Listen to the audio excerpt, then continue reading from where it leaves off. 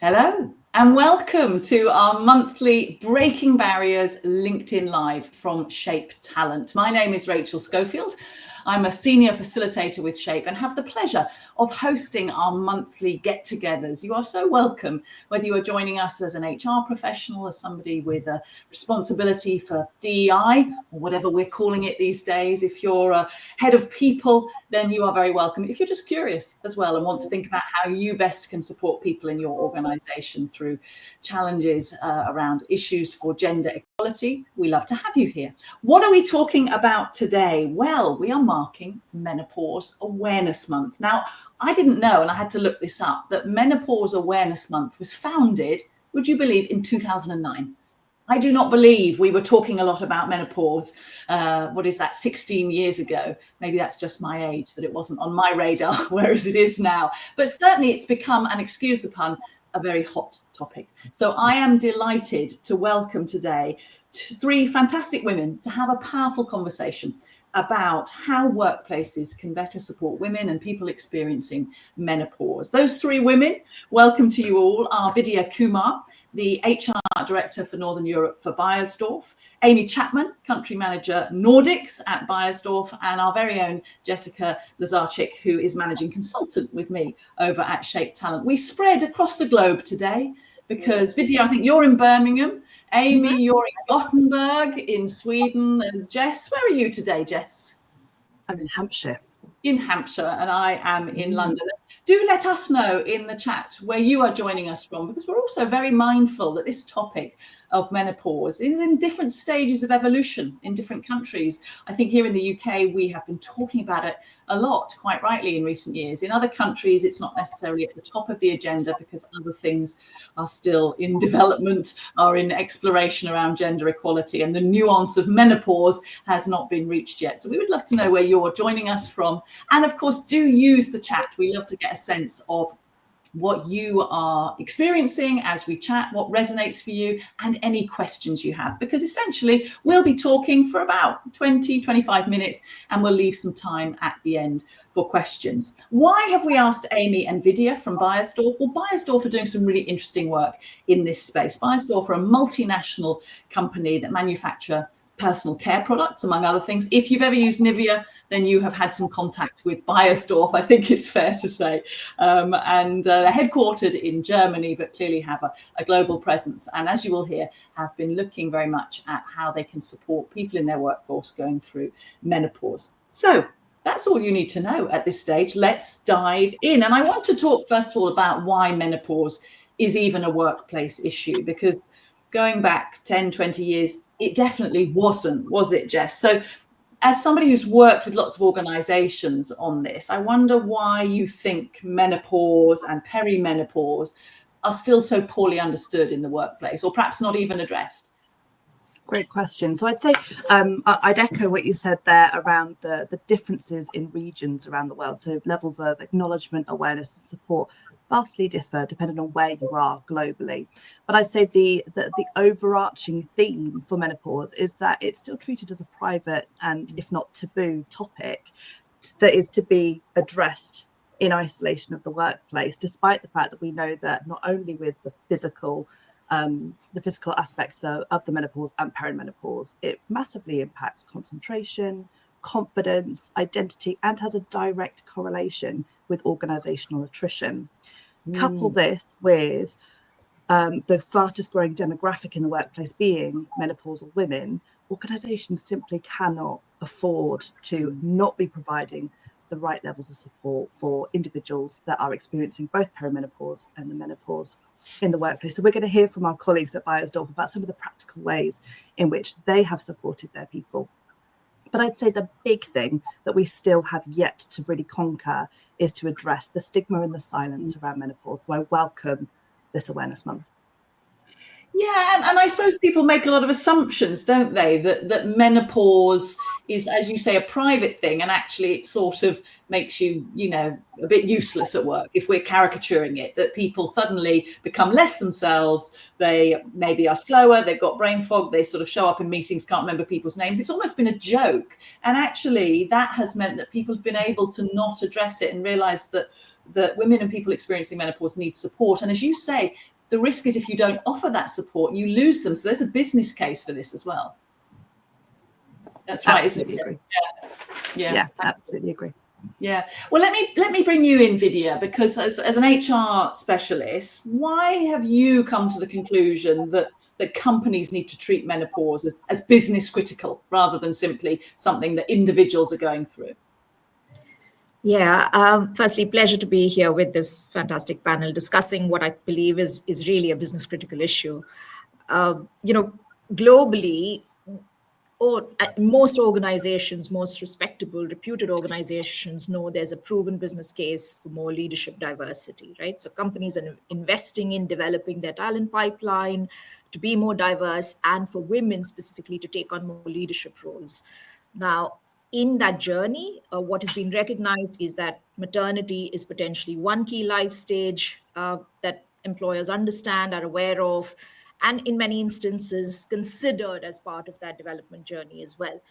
However, it's interesting that menopause, or even perimenopause for that matter, as a barrier has really not been considered. And partly, what you said, Rachel, at the beginning about just sort of the lack of awareness of it has perhaps been at play. And also what Jess alluded to, which is the stigma around it, which means that it's less spoken of, even among women for that matter, right? It's not even a topic that as women we discuss at the workplace. So what's happened as a result is that we have, really talented women at the peak of their professional careers, either tempering their ambitions, sort of, stepping away a bit, or even worse, leaving the workforce precisely for this reason. For any business, if I think about it, the opportunity cost of losing that leadership talent, and then worse, not even understanding the cause of that, or the fact that it is within our control to manage and support is huge, and it can't be underestimated. Just for that reason, for me, this shows how it has stopped being a personal issue, but is actually a business issue that needs tackling. And I just, while I'm talking to you, Vidya, I was just reminded of when you were posting on LinkedIn about the fact that you were taking part in this conversation. You made a point which referred to something I said earlier about cultural differences and different stages of evolution around this. And you made the point that when you moved with Beiersdorf, I think from India, you were coming from a workplace culture where menopause was sort of the least of the concerns. There were other things that were still in development. And so that depending on where you are in the world, there might be different stages of awareness and appreciation of this issue. Absolutely. I mean, there are countries around the world where we're still talking representation of women at the workplace, right? So, if that's your starting point, menopause, which is at a later life stage potentially, or is something that you consider when you're considering leadership talent, you're far away from that. So, but I feel like you can't wait to tackle that. If we keep waiting for the right time, we'll probably never get to it. So I feel like these topics are live and need to be considered as part of the journey of a professional woman at the workplace, and therefore needs to be dealt with as much seriousness and consideration as you would deal with any leadership development topic that you have.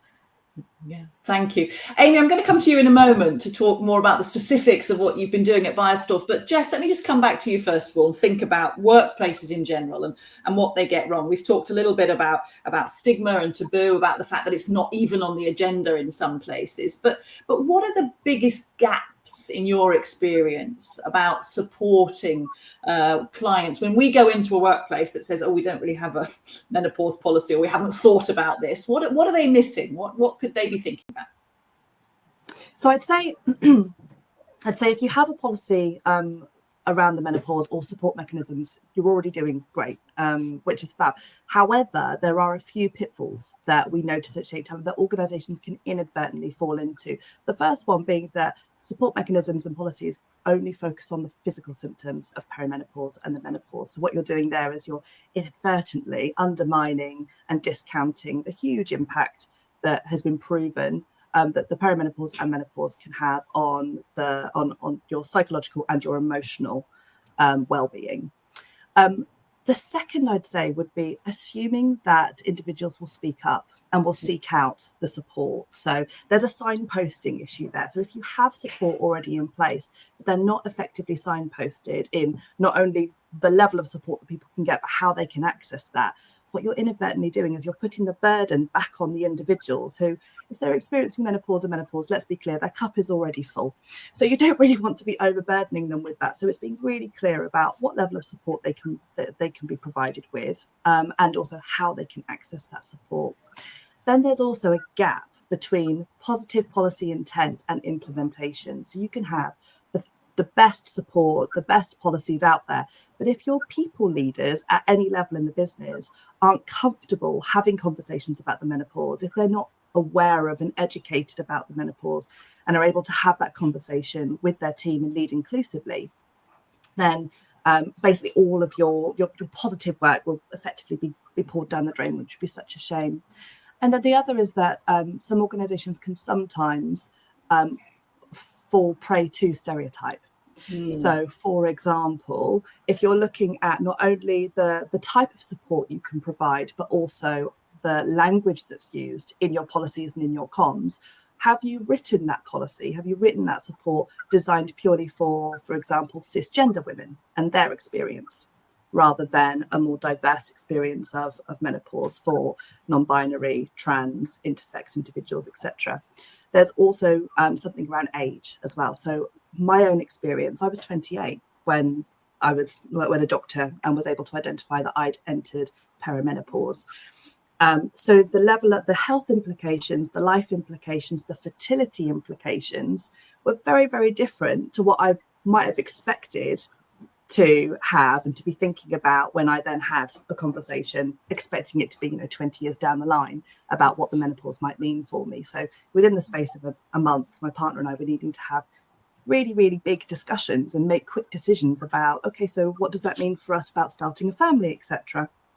So one in 100 women, get the data right, 1 in 100 women experience menopause before the age of 40. 1 in 1,000 women experience the menopause before the age of 30. So it is rare, but it's not that rare. And if you think about the headcount that you've got in your business, it is likely that some people are going to be experiencing this and going to be impacted by it. So how can you create policies that are really, really fit for purpose and not one size fits all?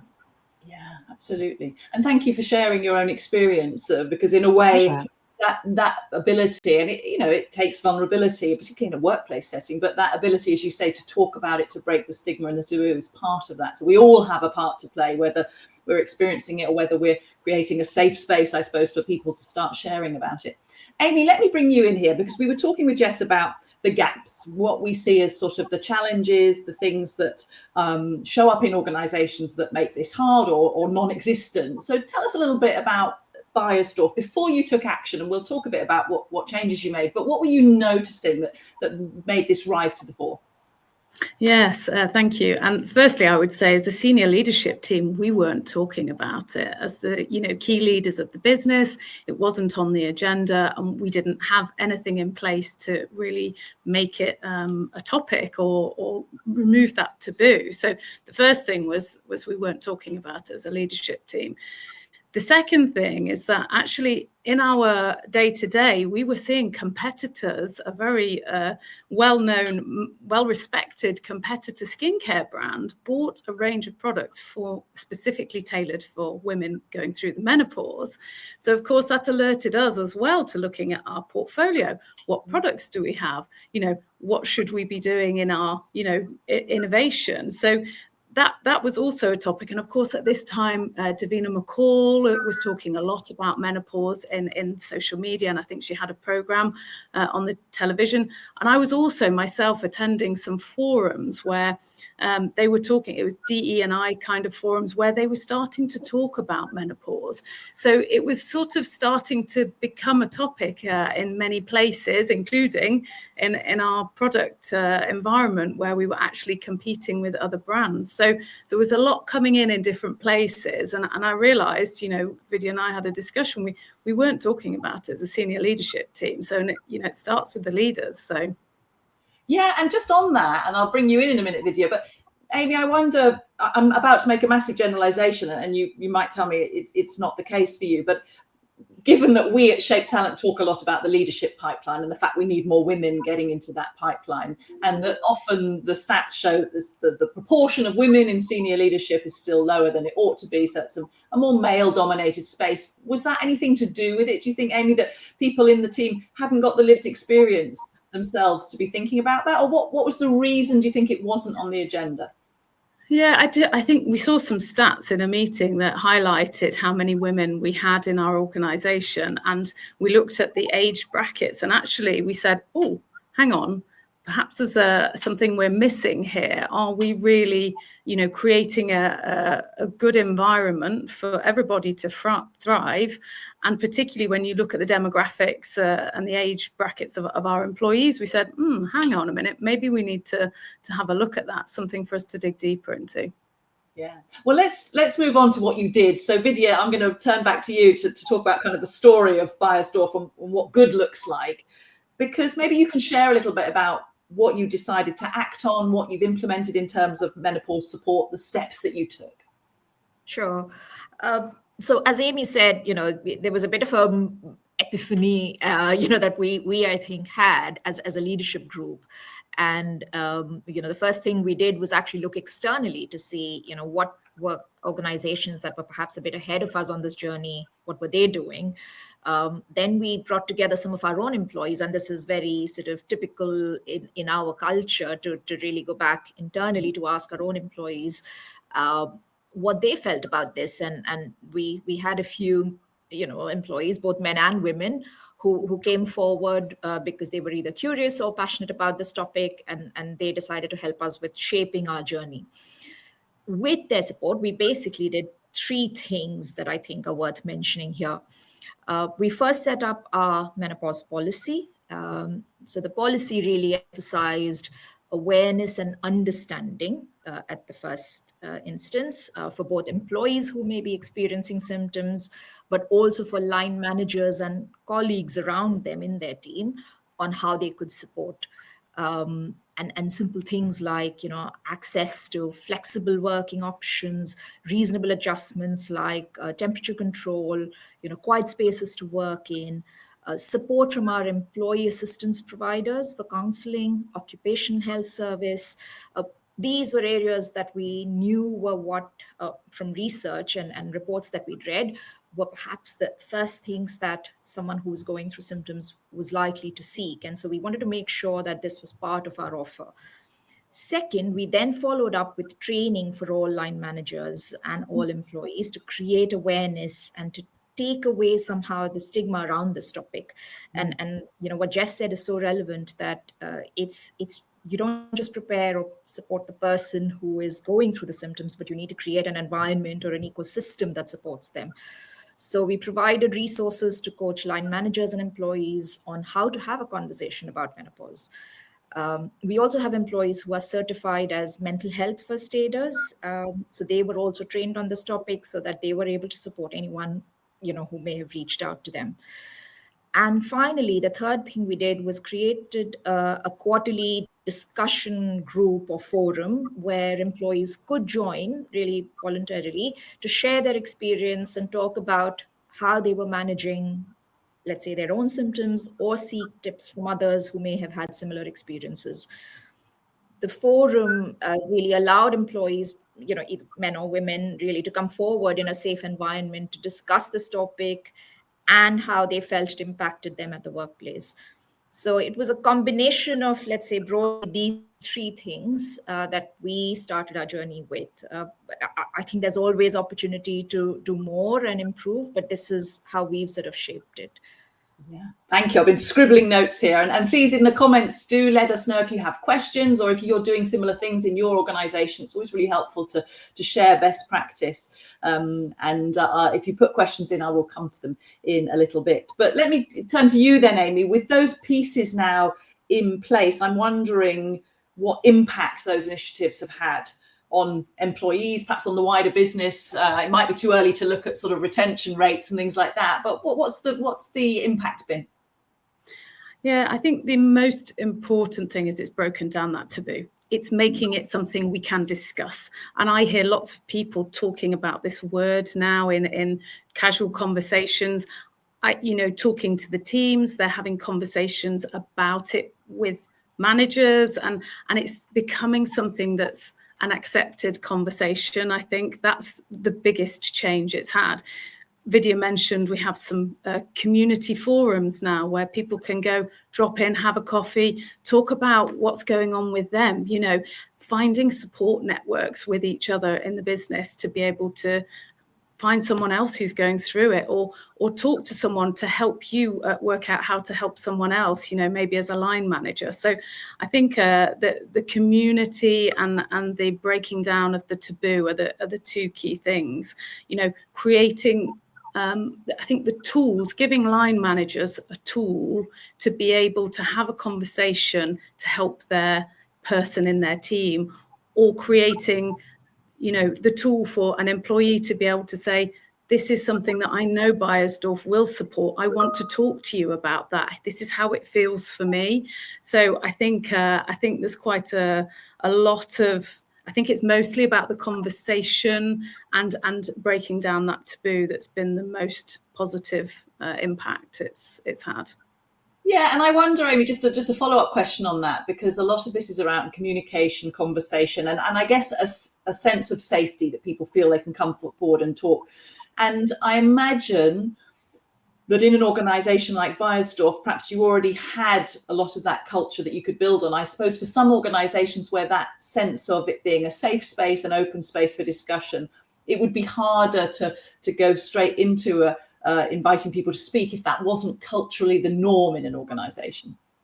Yes, absolutely. And I think it's about making it safe. It's making people feel they can absolutely be their whole self at work, bring all the topics, whether they're personal ones or whatever, and get some support to be able to turn up and be their best self at work. And, I look ahead and think, gosh, how's it going to impact people? How are they going to feel in the workplace? How does it knock their confidence? What's going on? And I think it's creating that environment to be able to talk about it and to transparently share what's going on in an employee's world, and to feel supported about that part of their life stage in the work environment as well as at home. Yeah, thank you. And Emma Thomas in the chat, thank you for that. Love the idea of upskilling mental health first aiders. That's something I've been recommending for a while now. Yeah, which really highlights again the fact that menopause and perimenopause is not just about the physical stuff. It's actually about the fact that many people experiencing menopause start to feel their confidence wobbles, they feel less capable. There's a lot of stuff going on with hormones that actually affects the way you think, and levels of almost depression and so on. So that's really important. Thank you for that. Jess, I'm going to bring you back in. And as I say, I think there's the odd question dropping into the chat. Keep them coming because we'll make some time. But Jess, for organisations who haven't started on this, who are thinking, well, what would we put in a policy, and what kind of actions and opportunities could we provide for people? What are some of the first practical steps that they should take? If you were going in and working with an organisation with Shape Talent, what would you be saying? So I'd say that the first thing to do would be audit your current system. So look for who's excluded by default. And if you're able to seek specialist external support, great. If not, then I would apply the principle of not about me, without me. So if you want to ensure that your policies, your processes, your systems are as inclusive as possible, then you need to get as many people in a room with diverse voices to understand their lived experience and therefore design something around their experience. So I'd recommend that. The next would be continue to confront the stigma, like Beiersdorf have been doing, around running awareness sessions. Make it so that it's okay to continue to have conversations about the menopause, and the sky won't fall in. And so keeping the menopause stitched in to your communications, your training, your coaching, your town halls, whatever it might be. So making sure that is stitched in like a red thread, the menopause throughout. And making sure that your leaders and your people leaders, your people managers are comfortable having those conversations, so that both people can leave that conversation feeling that they, with their dignity intact, feeling confident and comfortable having had a conversation. about that. And then there's also something about how do you build communities. So we've seen some great work with employee resource groups that have come together to create that psychological safety, that sense of community. At Shape, we run individual and group coaching specifically about the menopause. So it's all about how can you build psychologically safe environments for people to come together and talk about their lived experience in an okay way. Yeah. I'd love to get you to say a bit more about the group coaching that you offer through Shape, because that's about bringing together small groups of women to discuss this topic, to think about how it's affecting them, and I guess to develop practical strategies to move forwards. Yeah, absolutely. So groups of 6 to 7. So at Shape we pioneered group coaching, and you can see much more information about it on our website if you wanted to go and have a little look. So with group coaching, you're bringing groups of 6 to 7 individuals together, facilitated by an expert coach who has lived experience of the menopause or deep academic understanding and research of the impact of the menopause. And it is a safe space where people can bring whatever they want to around their lived experience, their professional experience, the support they are or they're not getting. So you're providing that psychological safety and that community in a cost-effective way, ultimately. Yeah, thank you. Okay, I could keep asking questions, but I'm going to just see what else is happening in the chat. So do ask your questions if you have something. You can find out more about the group coaching that Jessica was talking about just there by following the link that has magically appeared in the chat. I didn't even move my hands. But I'm wondering, so now, Vidya, coming to you, I'm not expecting you to reveal your whole policy. It's probably not in front of mind at the moment, but Joanna asking about, would you be willing to share your policy as good practice? I'll let you pick that up with Joanna perhaps offline. But sure. In terms of devising that policy, perhaps you could just say a little bit more about sort of some of the headline things. I know you spoke about, some of that's around perhaps people being able to take leave, but some of it's literally about being able to talk about what temperature the office is kept at and things like that. What are some of the kind of things that people ought to be thinking about when they're devising a policy? Yeah, and I think, Jess, you made a great point about involving people in shaping that policy and sort of leveraging the lived experience of people to make sure that it is fit for purpose. And I think that was helpful for us when we started this work. Fundamentally, it was about, like Amy referred to, breaking down the stigma of this, right? So what can you do if you start experiencing symptoms, right? So what would we like to see? We would like to see employees being able to have that conversation with their line managers and then seek the support that they need. They want to be able to know that the environment around them, the team members that they have, their colleagues will see this as something that can be supported, and it's not something that they can't talk about. We also recognize that we're not medical experts. I think that's important to say. So we were not looking to give medical advice through the policy, but we were looking to signpost where they could, then reach out if they needed medical advice or expertise. Then it was really about, saying what are the kind of reasonable adjustments that one could expect if they were experiencing symptoms, and what they could really reasonably have a conversation with their line managers about. So, Beiersdorf, we pride ourselves on the kind of flexible working options that we provide. And so that was obviously one that could be easily sought for and worked out with the line manager. Temperature control, it's interesting. I was looking at some data which sort of suggests that after flexible working, temperature control is the single biggest thing that a lot of women who are experiencing menopause seek as something that they need during that experience. So being able to seek that support, the symptoms that affect your emotional or mental health, right? And being able to reach out for support through our counseling services that we provide through our employee assistance program.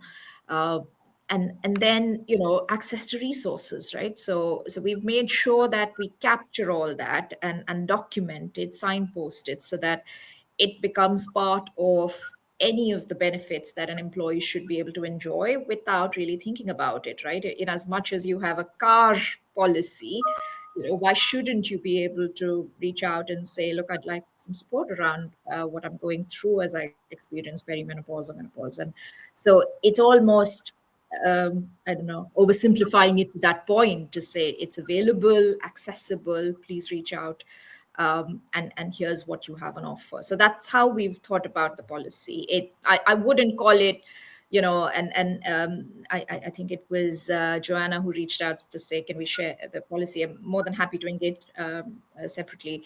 I'm not sure it is, in that sense, rocket science, but I think it's about really being empathetic to what somebody would need to see and trying to do it in the best way possible. Also acknowledging that you might need to iterate and improve as you go. Yeah, brilliant. Thank you. And you've outlined some really kind of fundamental pillars there to any policy around resources, support, adjustments, and so on. So thank you very much. We're almost at time. One question I'm going to put to you, Jess, from Emma. Thank you for your question, Emma. Some of you mentioned the word issue. This is a question around language, and I'm sure I said this as well. If we identify the menopause as an issue, isn't it going to backfire at work? So I'd say menopause isn't the issue here. It's a lack of support when it comes to the barriers that experiencing the menopause can create. So really, really good point, Emma. And I think it's a really significant point to bear in mind when talking about the menopause and also when writing policies, that going through the menopause isn't the issue here. It's the fact that there is a fundamental lack of awareness, understanding, and support that then creates and exacerbates the barriers that people can experience in the workplace, and that's the issue. That's what we need to counter. Yeah, a big nod from you there, Amy. 100%. It's absolutely not an issue. It's a life stage, and we need to embrace it. Yeah, thank you. On which point, that is a lovely point at which to end today. Oh gosh, okay, let's have Emma, we'll pick that up with you in the chat later, because you've obviously been talking about this and getting some good questions about reasonable adjustments. So we'll come into that, but I'm mindful of the time, and I just want to say a huge thank you to our guests today, to my colleague Jess, but also to Amy and Vidya for talking about so openly about what they've been doing at Beiersdorf, the need for that, the drivers for that, and the details of the impact that has had, and really kind of what's happening on the ground, that I hope will inspire others to think about their own menopause policies and attitudes. So much to think about. I took lots of notes. So thank you very much to all of you today. As I say, there is more to learn about group coaching that we offer at Shape Talent by following the link in the chat. And looking ahead, what else do you need to know? Next month, November's LinkedIn Live on Breaking Barriers is very, very close to the theme, because we are talking with our CEO and founder, Sharon Peake, and Dr. Priscilla Pereira, our Director of Research and Innovation, about the launch of our 3rd edition of our landmark Breaking Barriers report, really looking at the barriers that women face. And we've drawn on over 7,000 voices, 95 plus references, fresh global data, really looking at the barriers to career progression for women. We've talked about one of them today, but lots more to talk about. Date for your diary, 10 a.m, Tuesday, November the 11th. We'll look forward to seeing you next month. Thank you so much. And thanks again to Amy, to Vidya, and to Jess. Cheerio. Bye-bye, everybody. Thank you. Bye-bye. Thank you.